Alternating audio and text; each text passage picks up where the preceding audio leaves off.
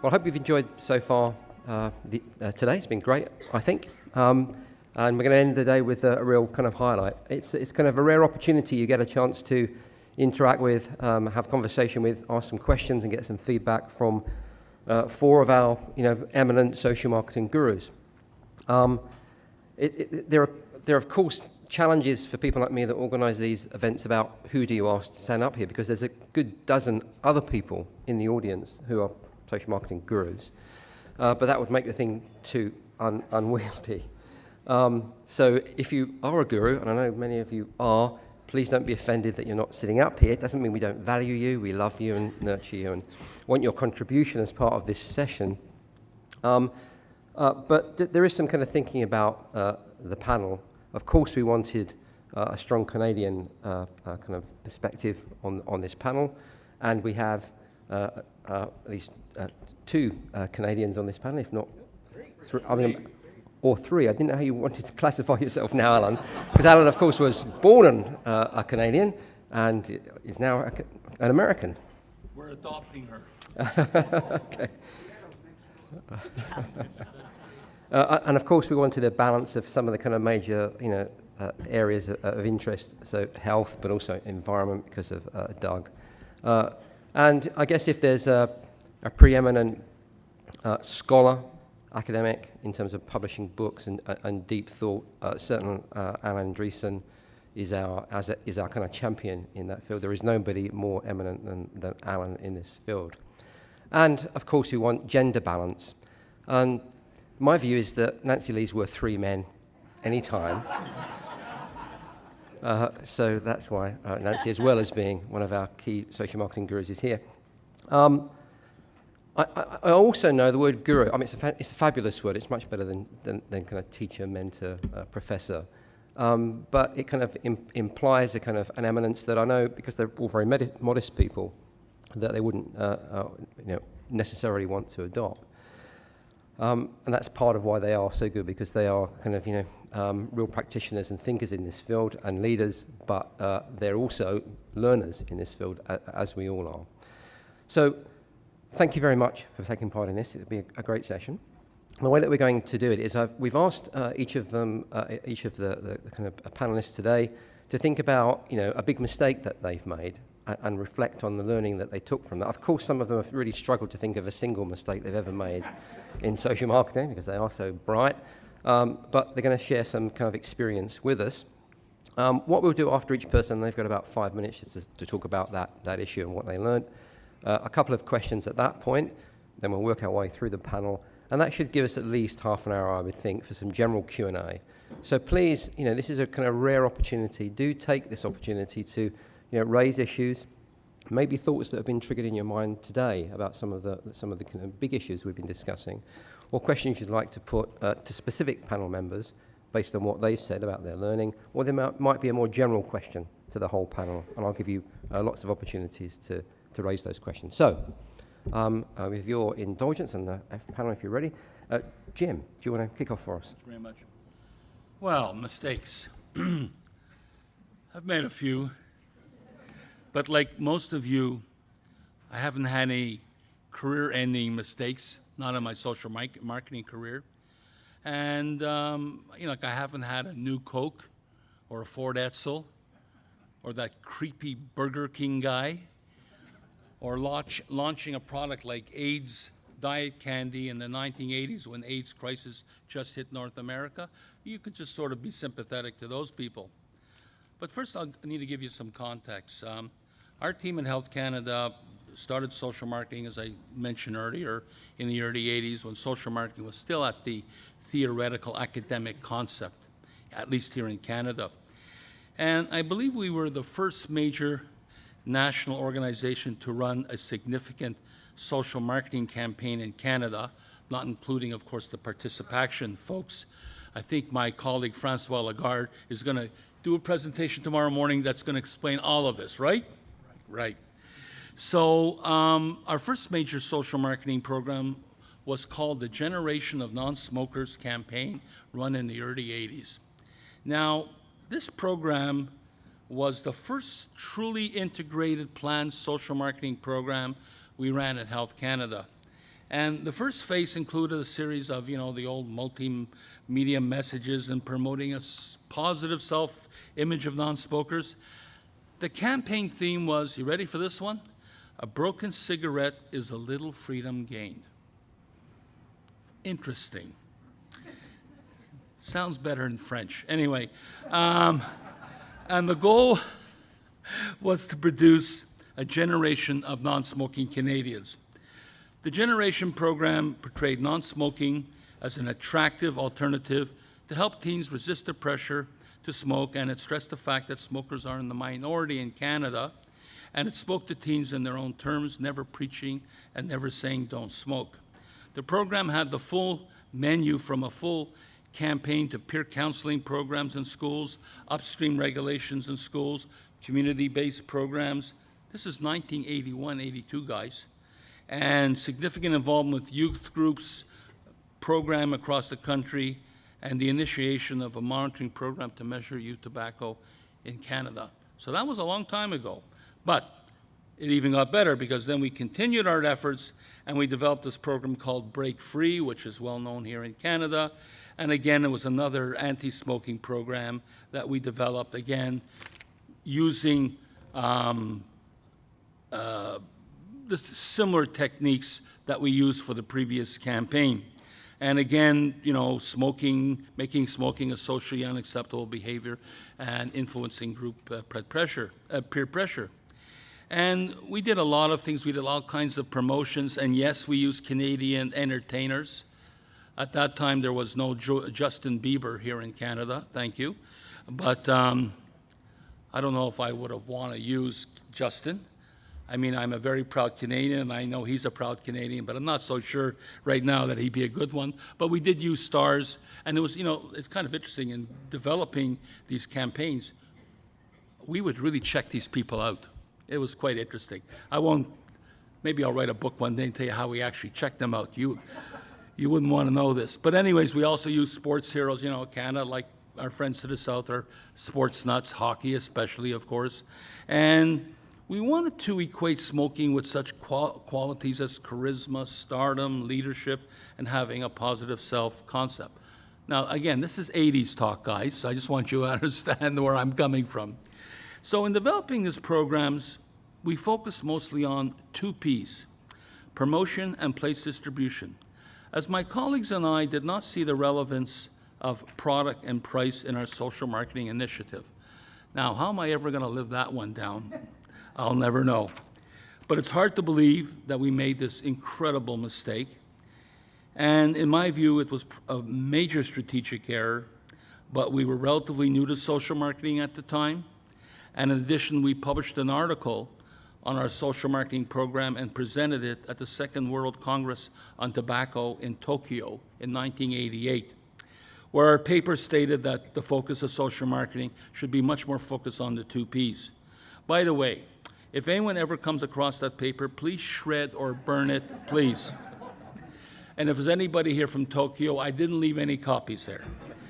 So, of course, today I am, for those who know me, of course, I am the strongest advocate for the 4 Ps of social marketing, and feel very strongly that while social marketing integrates many characteristics common to other forms of behavior change, one core principle remains truly unique to social marketing: the 4 Ps of marketing. The 4 Ps are where it's at, and it represents the fundamental building blocks of social marketing.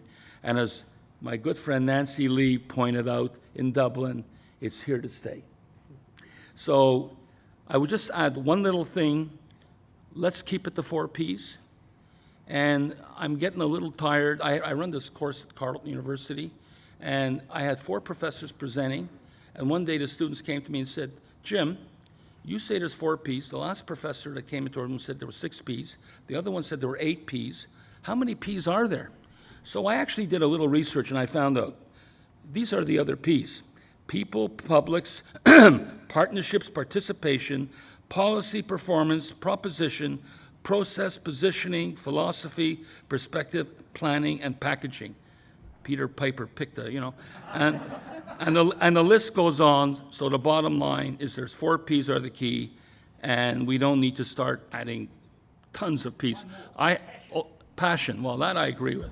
But the only reason I say that is because I have a hard enough time teaching the 4 Ps. So, but anyway, that's my story, and clearly that was a biggie in my mistake department. But I'm happy to now plead in front of a confession in front of 500 people my big mistake. Thank you. Okay, thanks so much.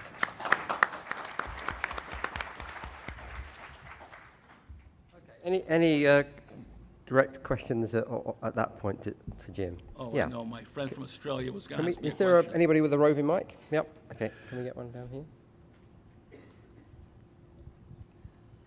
Thank you very much for your honesty in sharing that with us. I wanted to just ask you a little bit more about this mistake, because your mistake is a deliberate strategy for many of the organisations that we work with, in terms of they are set up to be communications units and they focus on how to create the best possible communications and ignore any other Ps. So could you shed some light on how you transformed from that view to a 4P view, and what we could all do to try to get that change? I'm happy you brought this up. One of the great things that we were able to do in social marketing, and thanks mostly to people at this table, and of course Dr. Kotler, is I and my staff and I, we went to, I can't tell you, just every single social marketing event in the United States, Canada, we were there. I was involved, of course, with some of these people in the Innovations of Social Marketing Conference that ran for 9 or 10 years. Also had the chance to work in Australia and spend some time with Laurie and those people. And I think what happened was we started to learn that product and price in some cases are even more important than promotion and place in some specific cases. And it's by learning, reading books, educating ourselves, talking to the experts. I can remember spending time with Bill Novelli and him spending hours with me over drinks, telling me everything I needed to know. So it was by learning, and the reason I raised that is there are more senior people here, and we should be spending a lot of our time educating people, because you're absolutely right. As a consultant now, I see a lot of organizations, frankly, who are, we're never mind 2 Ps, we got 1 P, and it's promotion and communications. And I think I said enough about that on my debate, in the debate piece, so I don't want to say any more except to say that is really tragic. And my job, and the job that we have, and the people at this table, is try to convince people that there's more than 1 P to marketing, and there are 4 Ps, and teach them how to use it. Thank you. Great. Another question. Anybody? Okay. Good. Doug.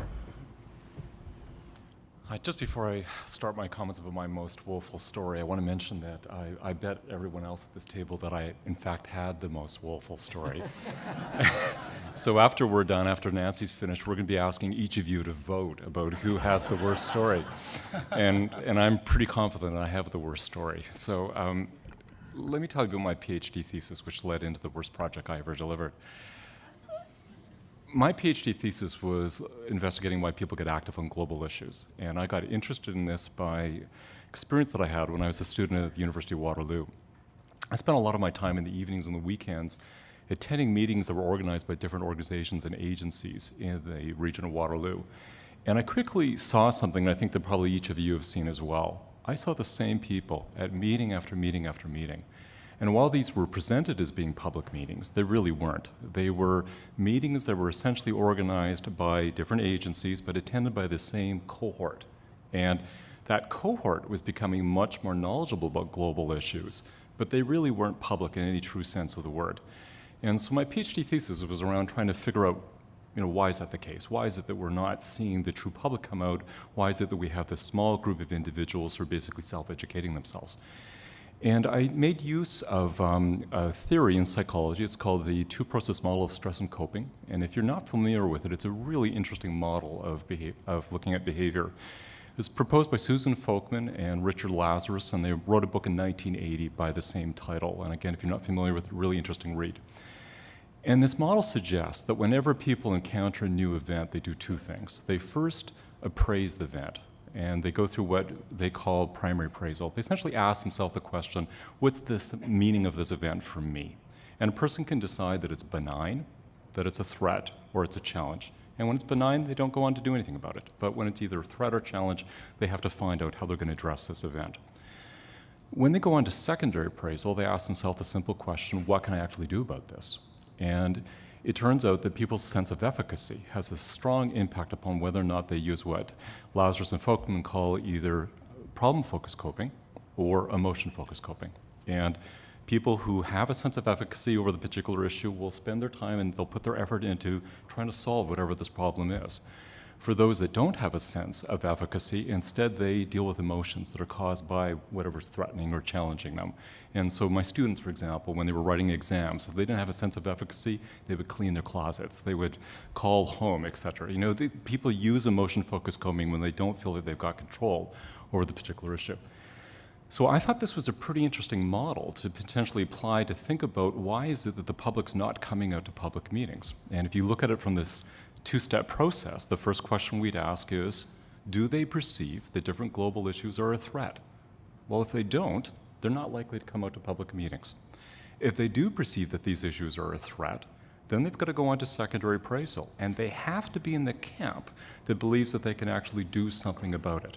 So my PhD thesis was studying whether or not those two variables were important predictors of people getting active on global issues. And it turns out they're very predictive of people getting active on global issues. But it's not quite this way that Lazarus and Folkman talked about. It turns out that when we look at global issues, people's perceptions of efficacy really eroded in collective efficacy. They have to have this perception that in working in conjunction with other people, the work that I'm doing matters. So here's the conundrum that I had as a graduate student. I was doing work in this area, and I really perceived myself as being sort of an academic / social activist. So I was thinking, well, how do you make use of this? And what I was interested in is, could we get more people to start attending public meetings, getting involved in local groups, et cetera? And along with other friends of mine who also were graduate students at the time at the University of Waterloo, we decided we were going to create this national organization in Canada. None of us had any funding. None of us had done anything like this before. And none of us really had any sense of how we'd go about organizing this. But the first thing we decided to do was to organize a bike ride across Canada. So in the middle of my graduate studies, I rode across Canada, and we raised a little over $100,000 on that ride. And we used that money along with governmental grants that we were able to obtain to set up a clearinghouse in Toronto. And that clearinghouse collected information about agencies working on global issues all across the country. And what we were intending to do was to use the money that we'd raised from the from the ride and other work that we'd done to run a series of radio ads. And we actually were able to arrange with Ogilvy to have Ogilvy produce a set of radio ads for us. And they produced 7 different ads. And we aired those ads in 1987, the fall of 1987. This was, by the way, about 3 years of work for us. Most of us worked 30, 40 hours a week on top of being graduate students to get all of this in place. Each of these ads carried along with it a 1-800 number that people could call into. We had a bank of phones and lots of people who were both hired staff as well as volunteers to basically answer these phone calls when people called in. After 3 years of working on this, and these ads were designed very specifically to deal with both the threat as well as getting people to feel they had a sense of collective efficacy. After 3 years of working on this, we were expecting tens of thousands of calls. We didn't get tens of thousands of calls, we didn't get thousands of calls, we didn't even get hundreds of calls. We got 8 phone calls. And I'm pretty sure this should win the drink from these 3 other people. Now, for me, the moral of the story is don't skip the pilot. If we... Very good.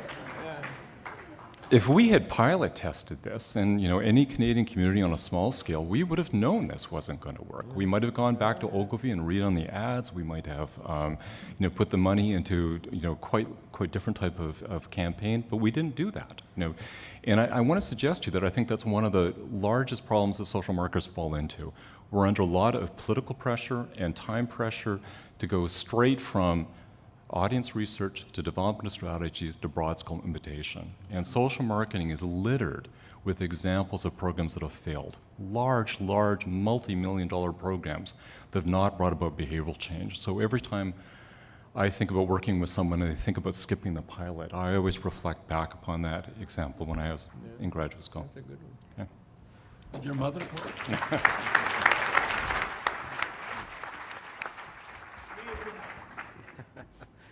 Okay, any questions for Doug? And you're very brave to admit that, I'll tell you. Yeah, about piloting or anything else? Nope, okay. Alan? Well, Doug lets me also add to that example that I was told. I wasn't involved in it, but it was apparently some folks looking at getting women to get mammograms. And the way the story was told to me was basically the committee involved in this was populated by a lot of doctors and so on. And they sat around, what do we do next? We're having sort of flat mammography levels, 50% or some such.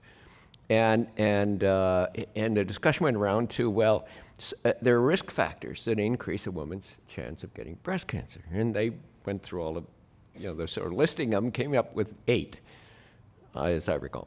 And the idea was do a campaign, sort of do a benchmark of how many of these risk factors did the target audience know, and they did that. And then they ran the campaign. Came back, number of risk factors went up a lot, and then I always ask my class, what do you think happened to the levels of mammography? And what I give them is the option, it sort of went up as much as the awareness went up a little bit at that level, stayed pretty flat. What do you think? And I could do that with you. But the answer was it went down.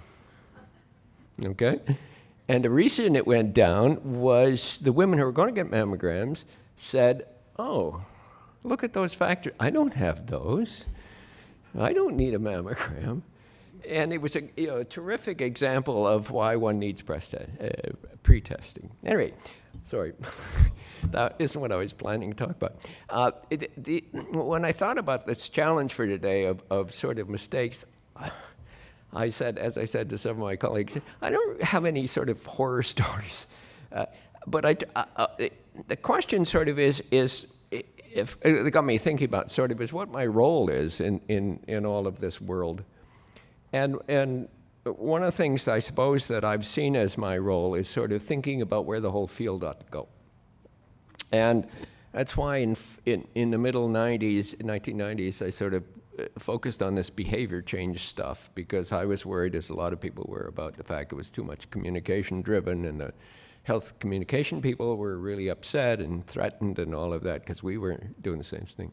So I made a lot of push about the change thing as what we are all about, changing behavior, influencing behavior. And then later on is sort of this upstream stuff that a lot of you know about. But when I think lately about sort of where the field really ought to go and what I should have, I suppose, been thinking about more over the last 10 years is the science behind the field.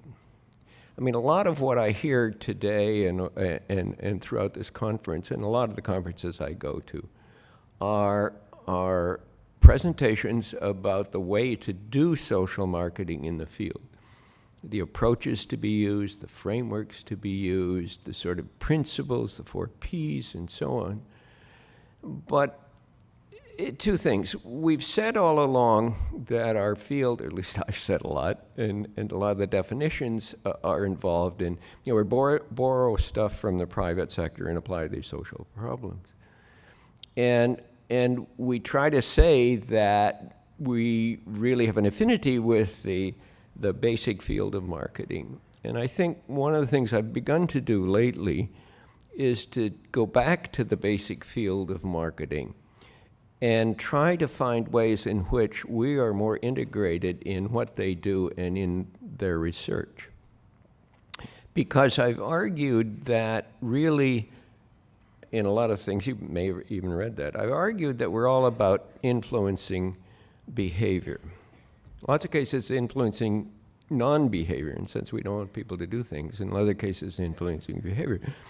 And I've tried, in a sense, to get the marketing community, with no success, I suppose that's one measure of failure, I suppose, but no lack of success in trying to develop a definition of marketing that is holistic and that just doesn't treat nonprofit marketing or social marketing as this sort of funny exception down in kind of one corner of the field. And that's related to the second issue, which I've been pushing them, is try to think about maybe we should be promoting a lot of research within the field of marketing that combines work in the social field that you all work in and the traditional field that brand researchers and consumer behavior researchers work in.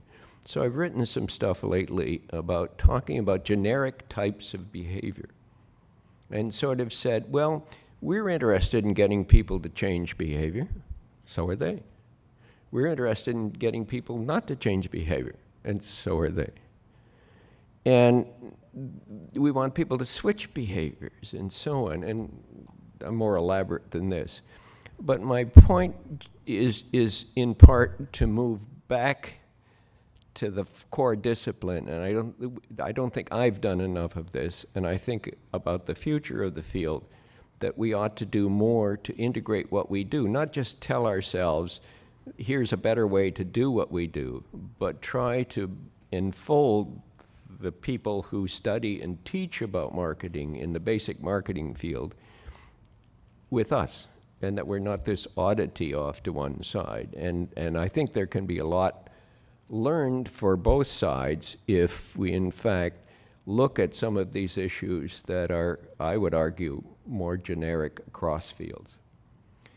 The related second thing I'll mention is that one of the things that happens that is common in the basic marketing field, and I think of my own department at Georgetown, is we're filled with lots of people who are consumer behavior researchers. And you think, well, what do they do? And should we be mimicking what they do? Well, a lot of them do is a lot of behavioral modeling.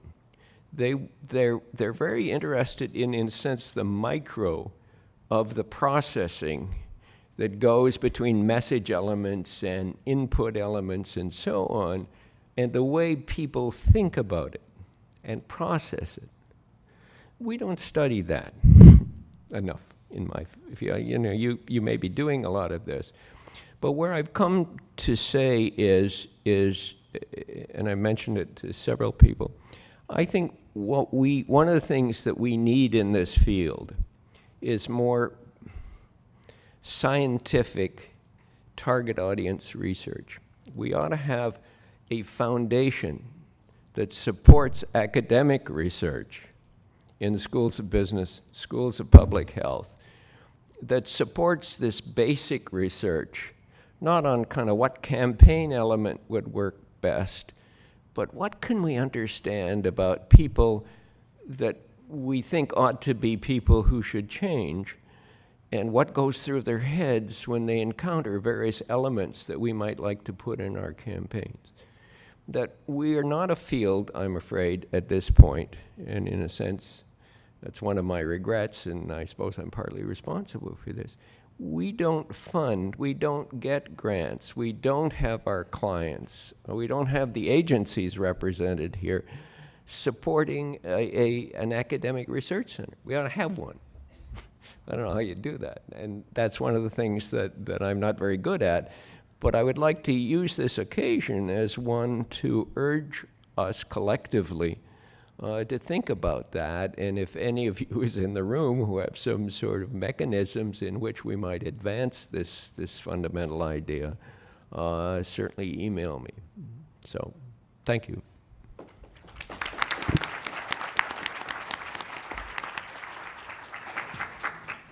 So the fundamental research question. Yeah, okay. Any points or questions to Alan about that you'd like to raise?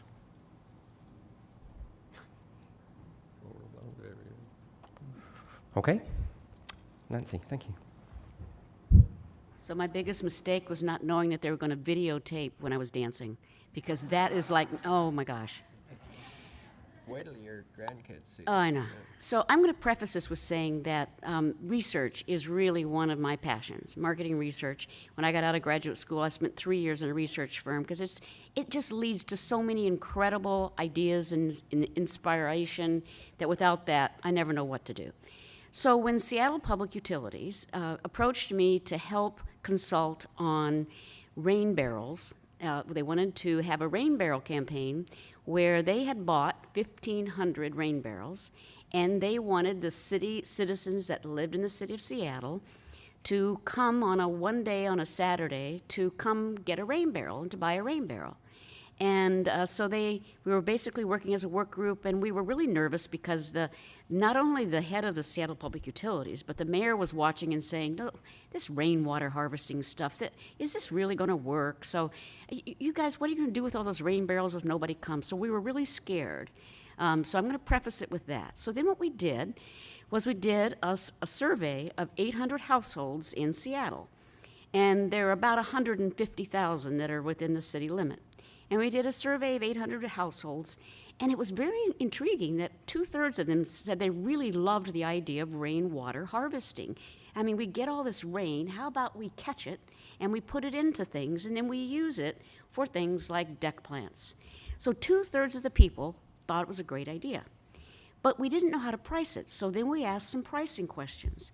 And at $80, which was about the going retail rate, 5% of households said they were likely to come and buy a rain barrel. 5% at $80. At $50, it was 15%. And at $30, it was about 30%. So we had some real price elasticity, meaning the lower the price, the more people that were going to come. At least that should have dawned on us. So here we were, though, still really scared. And what we decided we would do was price it at $29.95. Now remember, at $29.95, we had 1,500 rain barrels. If the research were really accurate, 25% of people would show up, that would be $37,000. Well, I wasn't worried because it was like a one-day only sale, and it was in a park that was kind of off I-5 and hard to get to. So given that we thought the price was probably okay, we thought, we got to get into this promotion thing. And we started promoting that these were Greek olive barrels, and Seattle's kind of green, and they love these reused olive barrels. And then we got this great master gardener who's a celebrity for the radio shows in Seattle named Cisco, and we paid him to do some advertising for us, and we paid ads. And then, as it turned out, the Seattle Times thought this was a really cool thing. They heard us, we were doing this. And so the Sunday before the Saturday sale, they did a front page on the lifestyle section of the newspaper. Well, it's sort of good, but the sale started at 9 o'clock on a Saturday morning, and I drove up there, and at the entrance at 9:15, they were sold out. They estimated 5,000 cars were idling waiting to get there before they found out that the barrels were sold out. 5,000. So 5,000 people estimated showed up for these 1,500 rain barrels. And the next day, the mayor, he had to do a press release for rain checks for the next time we did a rain barrel, that those who idled would be able to get a rain barrel. And so here's the moral of my story. You gotta pay attention to that research. There was real interest. Why we priced it at 30 was because we were scared. We should have let the research guide our pricing strategy. And then one other thing we ended up doing the next time around, because I love learning from lessons, which is what Phil always tells me, marketers try things, and when they don't work, you learn from them and you do better the next time. So the next time what we did was we had people register online for them ahead of time, and when we ran out, we would let them know. So that's my story. It's all about the research and believing it, or letting it at least guide you.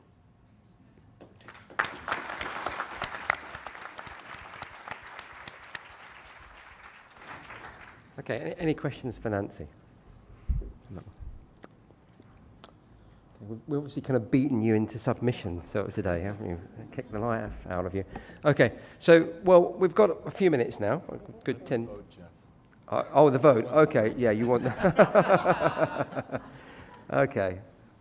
Well, who votes for Doug's story being the most dramatic and terrible? Okay, you win.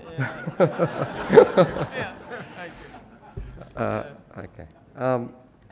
So yeah, well, this is a rare opportunity. It's not going to happen every day in your working life. Any questions or points you'd like to make to any or all of the panel at this point about lessons learned, challenges you face? Yeah. Can we just get a mic here, and then we'll come to you. Yeah. When I applied for funding to come to this conference, my professor, head of school, said, social marketing, that's not mainstream, it's marginal. I don't know that I should even provide money for you to come. I appreciate what you say, but I think that we've got a long way to go before traditional marketers give us any credibility at all. I've been at this a long time, and it's still a struggle to even get to come to a conference like this.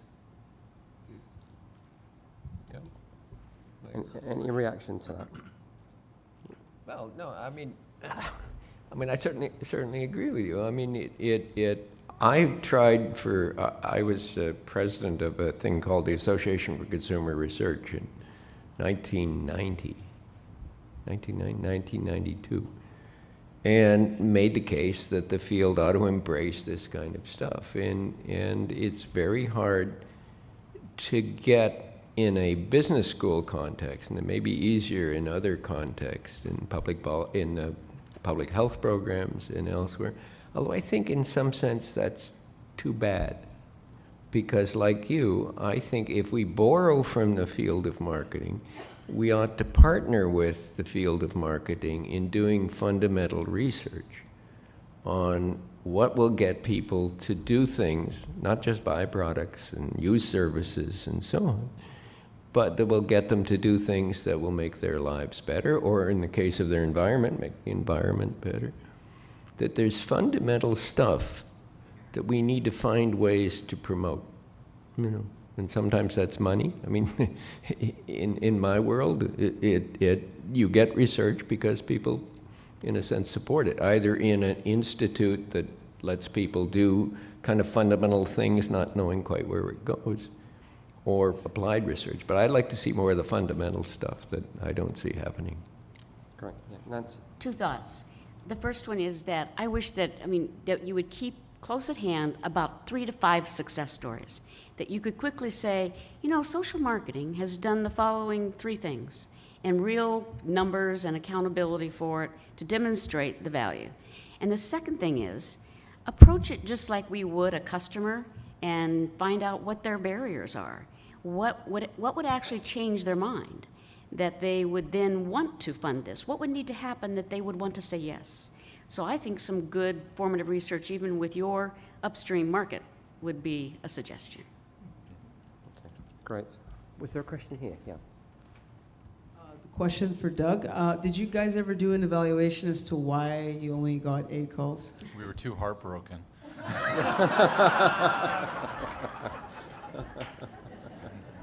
Yeah, there could be lots of explanations. The 1-800 number may not have been good enough mnemonic. There might have not have been enough exposure. Lots of different reasons. Right? If I could just add one thing, I'm a big, some of the colleagues, people here have been to my workshop on Sunday, and I'm the strongest proponent of pilot testing. Yes.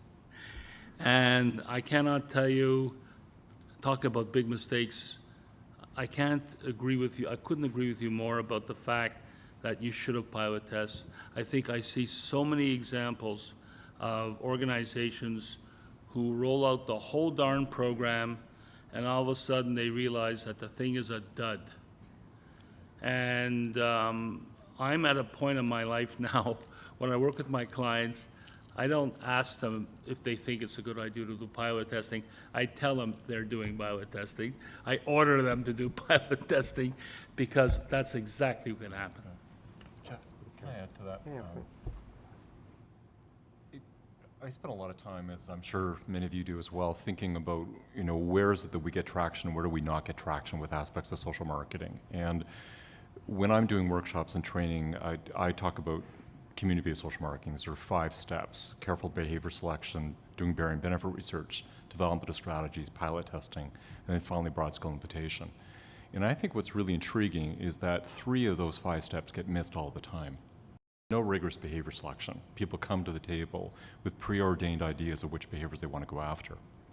They presume that they know the barriers. These are people who've worked in the field often for a very long period of time, and they have a very clear sense of why people are engaged or not engaged in whatever the behavior or behaviors are that they wish to promote.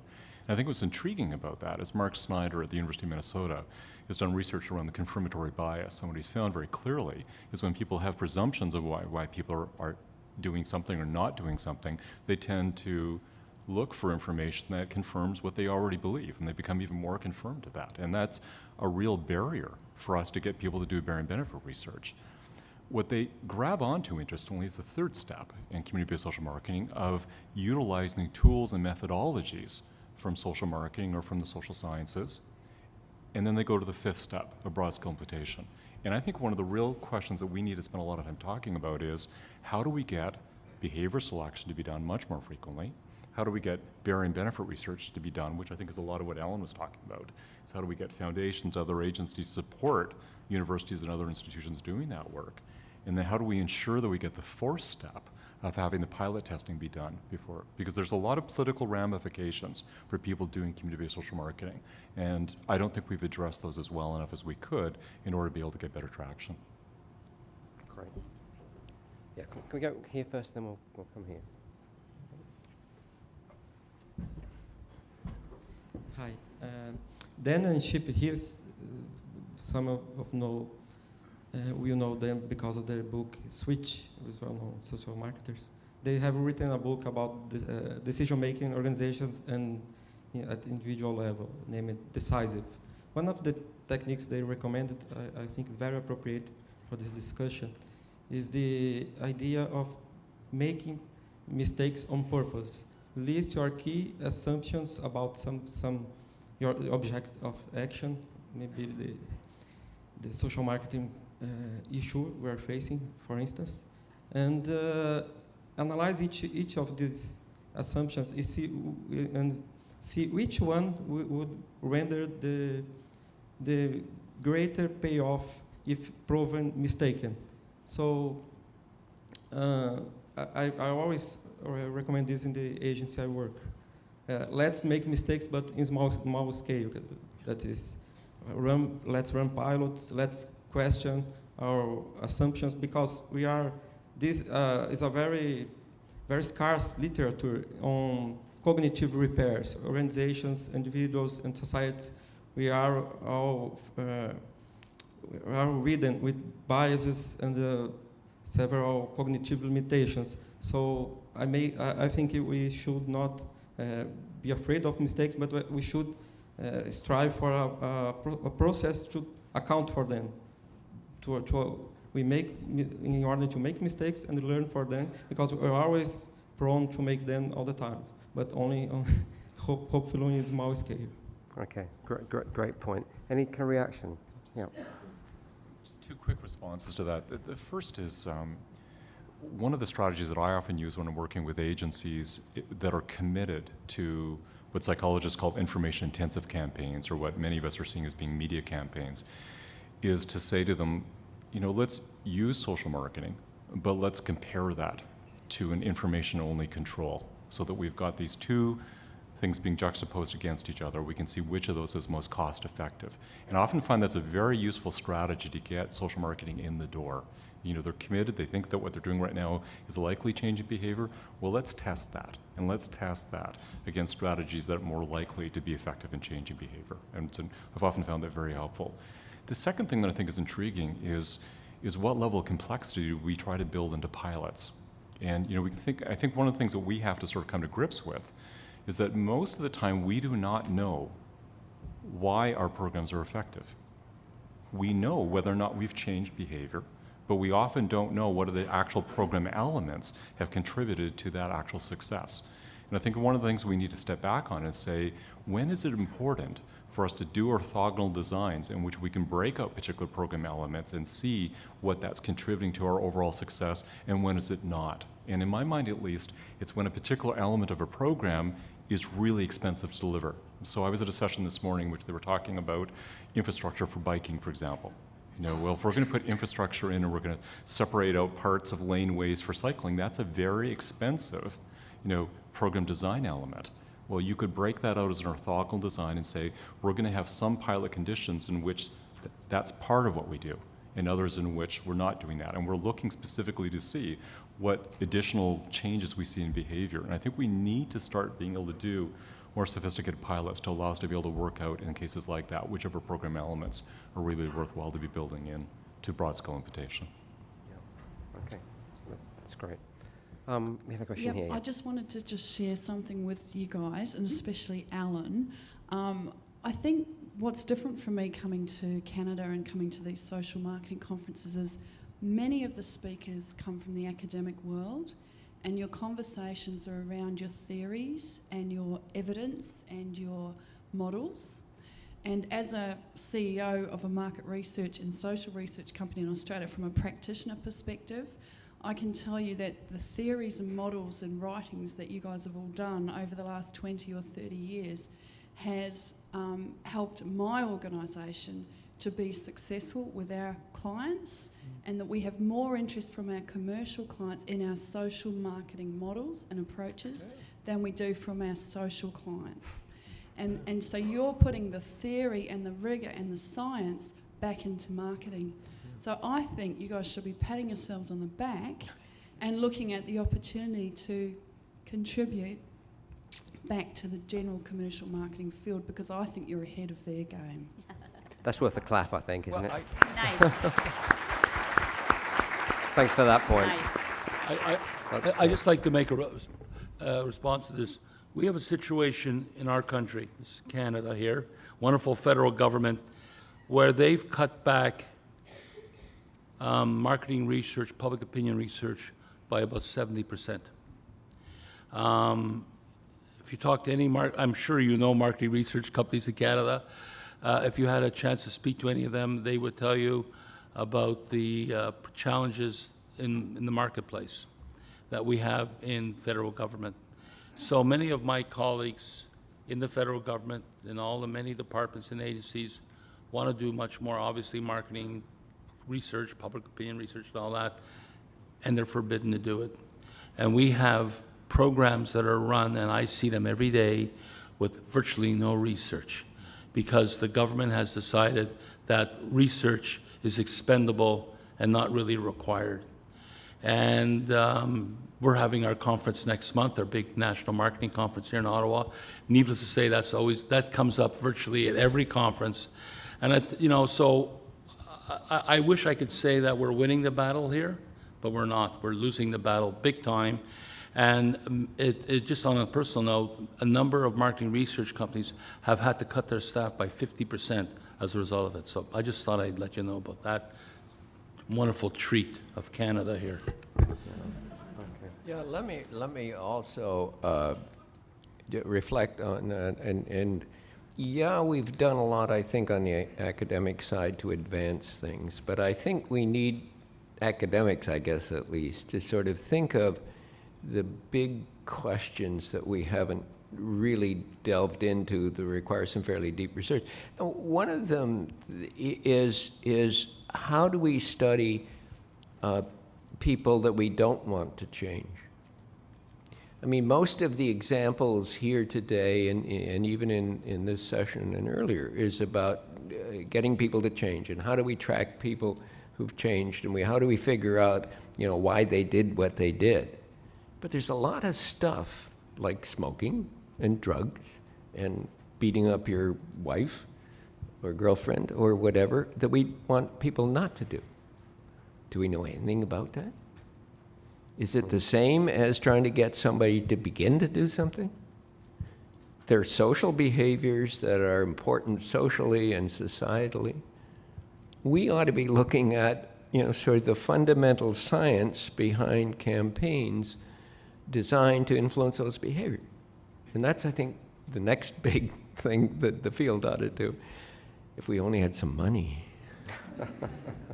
So study more skinny people who go to buffets. I could do that. I'm going to bring this session to an end now. Just to remind you, those of you that are going to the networking party tonight, if you're not booked into that and you want to go, you can still book in. It's at 7 o'clock. It's in the kind of the reception area here and the exhibition area. There is a lot of food there, so you probably don't need to eat or plan to eat if you're coming to that. And there's drinks as well. Actually, and also just to remind you all, you all have membership of the Institute of International Social Marketing Association. Their AGM is taking place at the end of this meeting in room Pier 2. So if you'd like to go along to that and find out a bit more about the ISMA, please do that. Can I thank, or can you help me thank the panelists today? Absolutely fantastic end to the day.